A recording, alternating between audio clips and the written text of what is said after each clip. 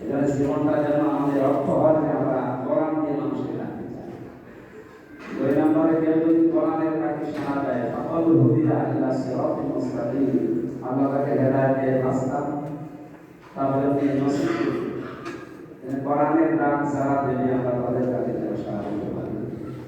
যেহেতু কোরআনকে ডাক দিয়ে তারা সত্য ডাক দেয়, সত্য কথা বলি, আমরা কোরআনে সূরা আরাফের 1 নম্বর আয়াতে কিছু শিক্ষামূলক কথা বলতে চাই। আল্লাহ তাআলা জানিয়েছেন ইন্নাল্লাযীনা তাকাউ ইযা মাসসাহুম তায়িফুম মিনাশ শাইতান, নিশ্চয় যারা তাকওয়া অবলম্বন করে যখন শয়তান তাদেরকে আক্রমণ দেয় তাদের তারা আল্লাহকে স্মরণ করে ফাইদা মুহসিনুন, এবং তাদের অন্তর্দৃষ্টি বা দৃষ্টিচক্ষু খুলে দেয়।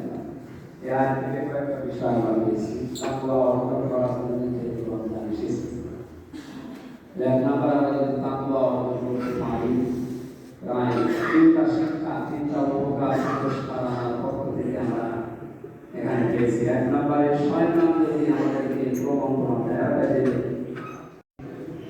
আল্লাহ পুরস্কার হিসাবে বলেন তাদের তখন আল্লাহ